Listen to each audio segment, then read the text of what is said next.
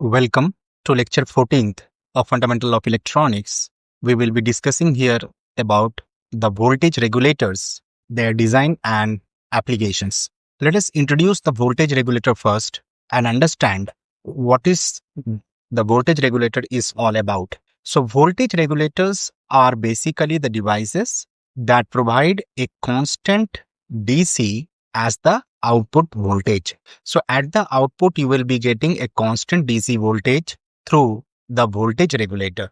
Now, what is the importance of these voltage regulator is the constant DC voltage you will be getting despite if there is a change in the input voltage or there is a change in the output load current or there is a change in the temperature. So these changes can be due to the battery draining, which may reduce the input voltage. The device may turn on or off, that will result in the change in the load current, or their temperature may change because of the hot or cold environments. So the key requirement for voltage regulators are the stable output under varying condition will be provided, low output impedance to deliver the current easily, the fast response to changes due to the transient condition, and protection against the fault under the short circuit conditions. So these are the key requirements for the voltage regulator. We can divide the voltage regulator into two important categories. One is known as the linear regulator. The types are basically the series and the shunt types. Second one is basically the switching regulators. And there are many different types such as buck, boost and buck boost type of regulators. These are available as integrated circuits for its easy use. So we will be discussing the voltage regulator in detail now. The evolution and the importance of voltage regulator.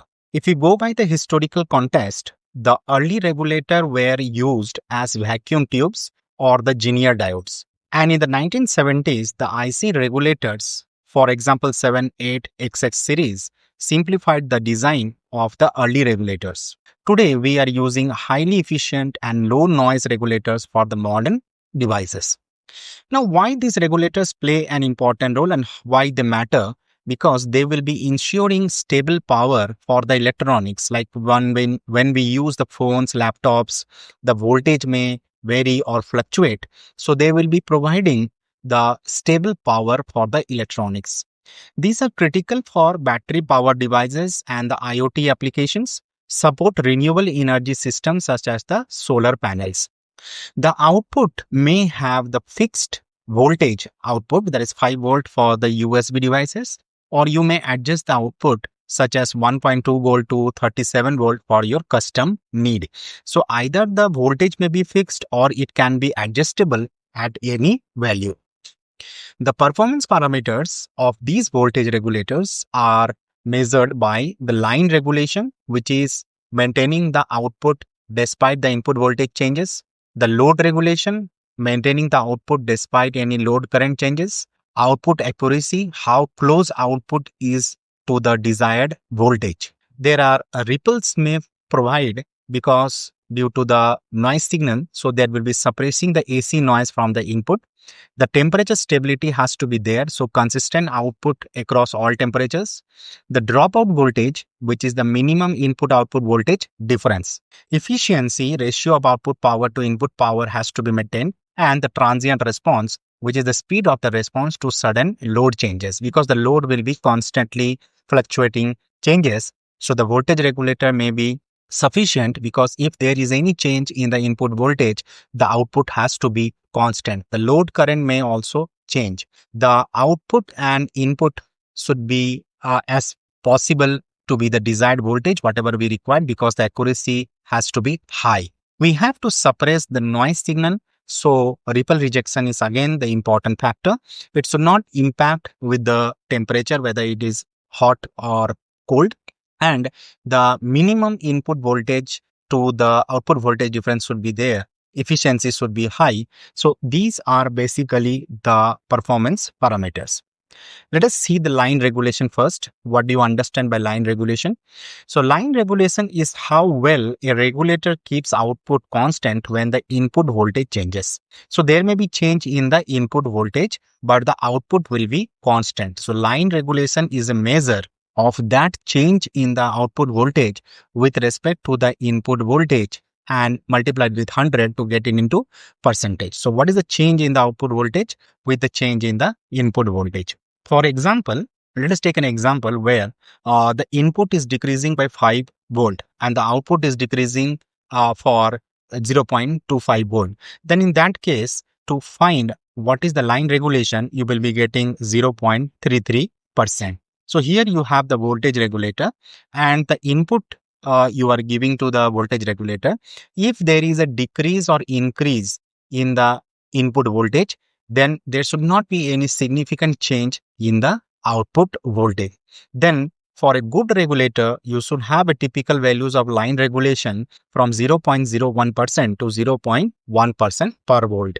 Load regulation is basically how well a regulator keeps its output constant when the load current changes. So you have a voltage regulator and at the output area, you have basically a load which is changing. So if the load is changing, the regulator should maintain output constant. So the load regulation is basically the difference of the voltages from no load to full load condition with respect to the full load condition into 100. So for example, let us take an example where the no load is 12 volt and the full load is 11.9 volt. Then in that case, the voltage regulation or the load regulation comes to be 0.84%. A good regulator should have typical values from 0.1% to 1% of the load regulation. We need to measure the ripple. So the term what we introduce is PSRR, which is power supply ripple rejection. It is the ability to suppress the AC ripples which is caused by the noise signal from the input. So PSRR is basically given as 20 log and the ratio of ripple input by ripple output, and it is measured in dB.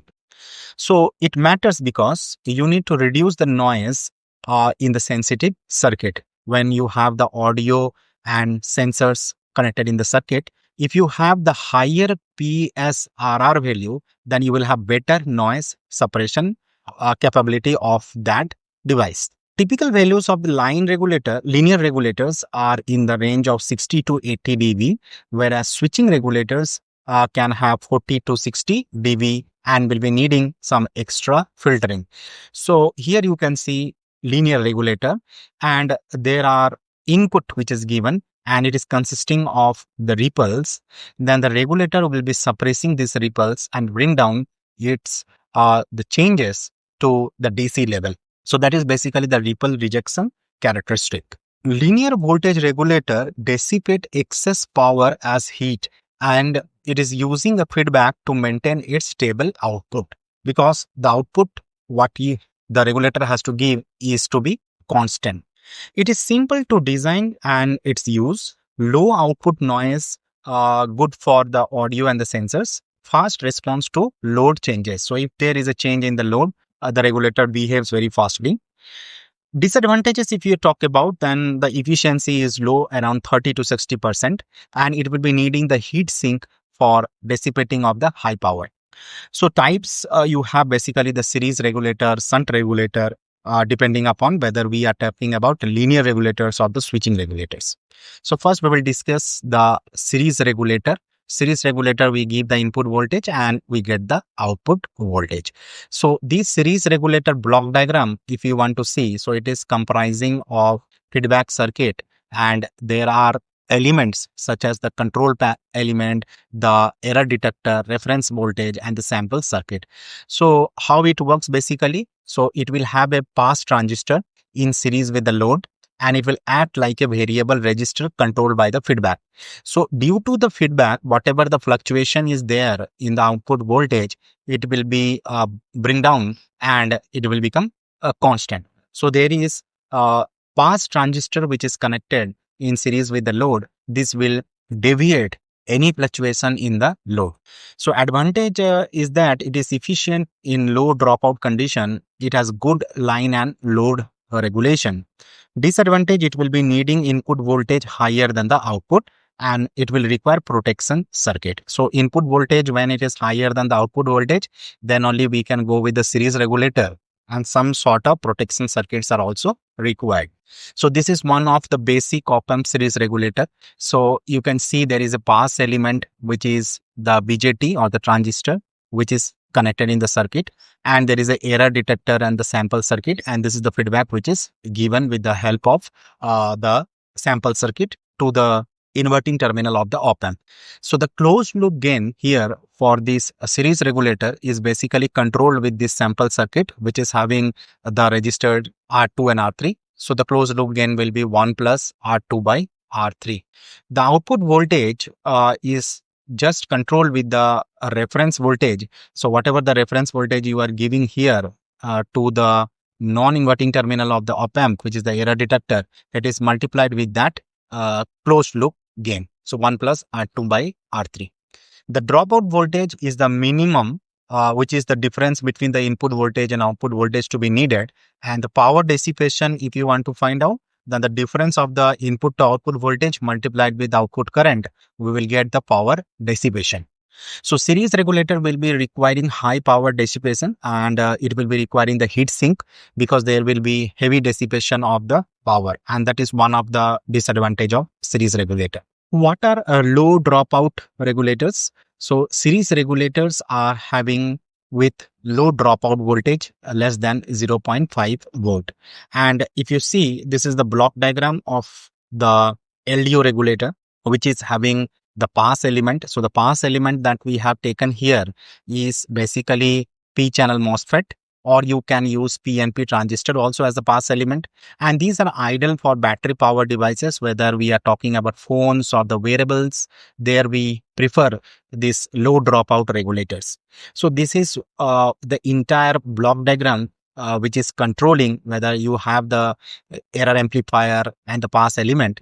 So whatever the input you are giving, stable output you are getting at the output, because the dropout rate is less. So high efficiency you have in the low voltage applications, and low noise you will get for the analog circuit. So that are the advantages. When we talk about the disadvantages, limited current compared to the standard regulators, and it need careful thermal design. Thermal design is required, otherwise a heavy current may break the circuit and it can burn the circuit also. Some form of protection be required in the form of short circuit or overload protection. So two important protection we will be discussing. One is basically constant current limiting protection, and another is the fold back current limiting.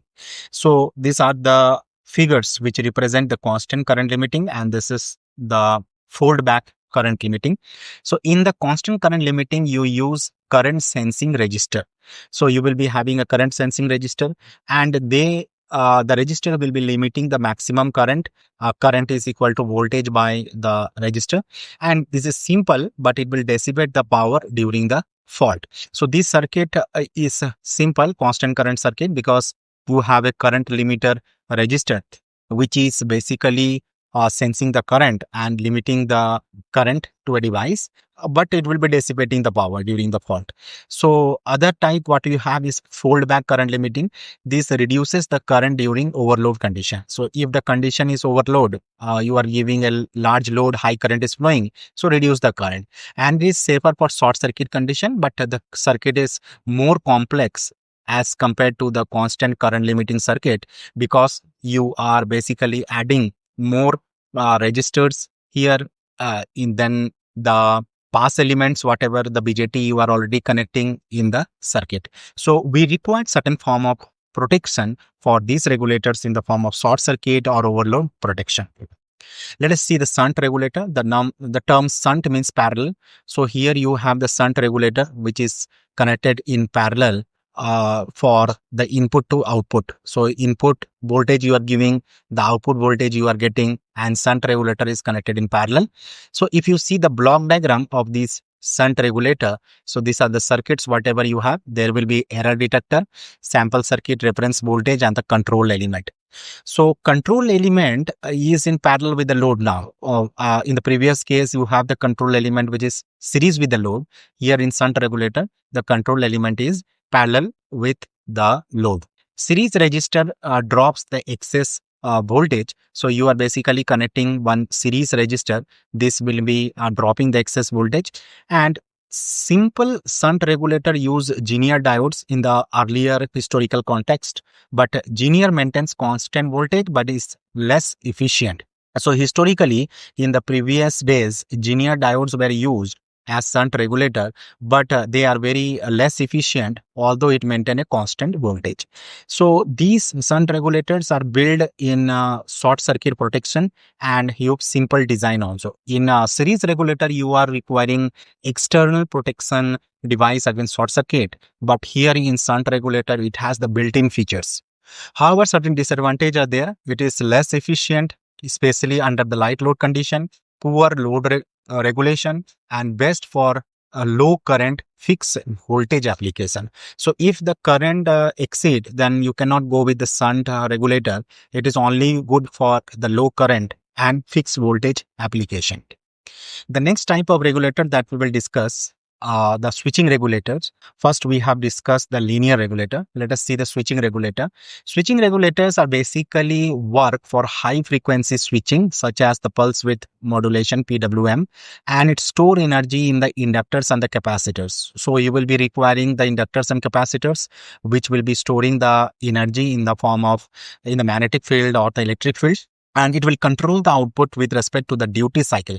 So duty cycle is required because you have the PWM switching concept here in switching regulator. They are highly efficient, 70 to 95%, less heat production and smaller components are there. It can step up, step down, or invert the voltage also by using the switching regulator.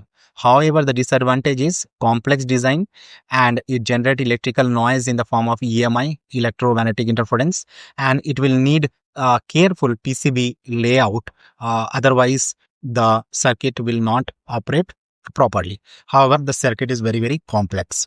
So here we can discuss the switching regulator types in the form of step down, that is the buck converter, the step up, that is the boost converter, and the combination of buck and the boost converter. So if you see the buck converter, which is having the input voltage more than the output voltage, but in the boost converter, you have the output voltage greater than input voltage. So in the buck converter, you have high side switch. So you have a switch which is connected at the input side. So input side is high. So you are connecting a switch control here, and you will be getting continuous or discontinuous mode of operation. So here you can see the circuit which is having the LC network and the diode also. In case of a step up circuit, your energy is stored in the inductor. So here you have the inductor where the energy is stored, and there is a diode rectification taking place. There is a pulse width modulator also, and you have the FETs in the circuit. The circuit is quite complex. We are not discussing very detail about the operation. Here we will be introducing you about the regulators. So the inverting regulators, which is basically the buck boost converter, which is combining the buck as well as boost. So the output polarity, whatever you have, will be opposite to the input, and it can step up and step down, both function it can do, and it is useful for negative voltages as well. So here the input voltage, whatever you get, you will getting the output voltage, and this entire circuit, whatever phenomena, is combining the buck and the boost phenomena, which we have discussed previously. There are many other types of the switching regulator in the form of SEPIC, Cook, and flyback. So these converters are used for different application, whether we are stepping up or down the same polarity, whether we are inverting to have low ripples or isolated output. So switching regulators, many different applications are there. We discuss more in power electronics as a subject. What are the control techniques and synchronous switching? Control techniques in the form of pulse width modulation, where you have fixed frequency and you vary the pulse width, and you have PFM, which is the pulse frequency modulation, where you vary the frequency and keep the fixed pulse width. PWM for high power you use, PFM for light load condition you use. So in order to control these techniques of switching in the form of duty cycle, we will be requiring to control the frequency or the pulse width. You have different techniques. Similarly, synchronous bus versus asynchronous. So asynchronous, you will be using diode, which is simpler and less efficient. And in the synchronous mode, you use MOSFET, which is more efficient and complex. The EMI mitigation you can do with the help of LC filter to reduce the output ripple, and shielding and proper PCB layout is also required in case of the regulators. Fixed voltage IC regulators come in different series. It is in 78XS series and 79XS series. So these are basically fixed voltage IC regulators, integrated circuit regulators. So 78XS series will be having positive fixed output you will be getting. In 79XS series, you will get negative fixed output. The term here XS is basically denoting the voltage. So if you are 7805, it means it is plus 5 volt. If you have 7915 series, then it means minus 15 volt voltage you are going to give. In 78XS series, you have three terminals. You can see here in the circuit, you have input terminal, output terminal, and the ground. So this is your input, this is your output, and this is your ground, and this is your 78XS series voltage regulator. In case of 79XS series, also you have input, ground, and the output. Here, the same three terminals you will be having. The current up to 1 ampere more with heat sink you can give in the positive 78XS series. Here also you have similar specification similar to 79XS series. What you have, the dropout voltage is 2 volt in case of 78 series, and the quiescent current is 5 to 10 milliampere, which is similar here also in this. The main difference of these 78XS series and 9 series is basically what you want, whether you want positive or negative fixed voltage regulator. There are certain adjustable voltage IC regulator like LM317 positive, LM337 negative. So these are basically adjustable, and modern ICs are also using another type of regulators. So here you can see LM317 positive adjustable voltage regulator. So when we say adjustable, you are basically can adjust the voltage from certain limit. Here the example is given 1.2 volt to 37 volt with the output current up to 1.5 ampere. You will be having thermal overload protection and short circuit protection, and the output voltage that you get is basically controlled with the help of these voltage divider circuit, and you get the output which is adjustable because you are basically controlling the adjusting current, and the voltage is not a fixed constant, but it is adjustable to certain limit whatever you require. So this is what you have the positive. In the negative output, you basically go with LM337 series, and it is similar adjustable range whatever we have discussed for LM317. Modern ICs from Texas Instrument or analog devices, you have certain examples like TPS7A47 from Texas Instrument and ADP339, which are the modern ICs. They are basically low noise, high PSRR, and low quiescent current. So these modern adjustable voltage regulators are also provided. External pass transistor, this is basically what you are connecting to increase the current capability, and that will handle the current higher than the IC rating. So whatever the IC rating you have, if you have more current coming, then you can pass those current with the help of the external circuit comprising the transistor as well as the external resistance. So the external resistor that you connect it can be calculated with 0.7 volt by what is the maximum current you want to deviate, and it will manage the power dissipation in the transistor, because a transistor may have the increase in the current. So the voltage regulator will divide that current with the help of this pass BJT. Current limiting regulator with these features, it is protecting with the external transistor. So you have the external transistor here which is connected, and you are also having additional transistor and the resistor connected here in the circuit, which is limiting it, and you can limit the maximum current with this type of circuit, and it will ensure the safe operation. So these are all discussion whatever we are doing for the regulator, whether we are limiting the current with the passing transistor or connecting an external resistor and the transistor to protect the regulators. Again, you have the 3-terminal regulator as a current source. So here you have a regulator which is the current regulator, not the voltage regulator, they are basically converting the regulator to constant current source. So if you required the current as the output, then you can have that with this type of current regulator, where the output will be controlled with V output by R1. So here you have a resistor, and the grid ground pin connection, whatever you have, the IG. So whether you have a voltage regulator or current regulator, depending upon what output voltage or the output current you require. So many applications are there where you require current regulator, like LED drivers, battery charging, transistor biasing. There you require current regulator.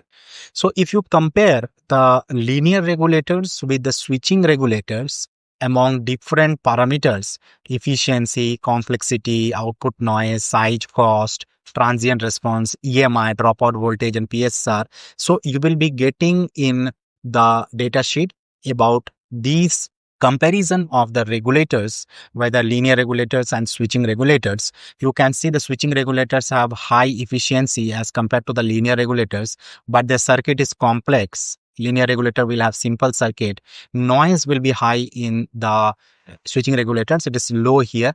You will be requiring the heat sink in linear regulators. Switching regulators will have the compact heat size in terms of, because heat sink is not there. Cost is low for linear, but it is high in case of switching regulators. Transient response is fast in linear regulators, but it is slower in switching regulators. EMI is very minimal, but it is significant in case of switching regulators, because you have basically LNC network. So you will be having the EMI in case of switching regulators. Dropout voltage 1.2 volt in case of linear, but here you do not have because of buck boost capability. You have the PSR, which is high in case of linear regulators as compared to switching regulators. You have certain parameters for selecting guidelines that we need to follow for taking the proper regulators, depending upon whether we choose linear, switching, when we need to choose, depending upon the characteristic of noise, transient response, current, input-output voltage difference. And when we choose switching regulator, high efficiency, large input-output voltage difference, high current, and need step-up or inversion. You can go with the hybrid approach, combining the switching as well as LDO regulators. And then in that example, example we can take where switching pre-regulator with LDO can be used for analog circuit. Other factors are also there, like cost, board space, and thermal management, which decide whether what type of regulators we require. These application of voltage regulators are used for consumer electronics, automobiles, embedded systems, renewable energy, data centers, power supplies, and some specialized applications like medical devices, aerospace, and telecommunications.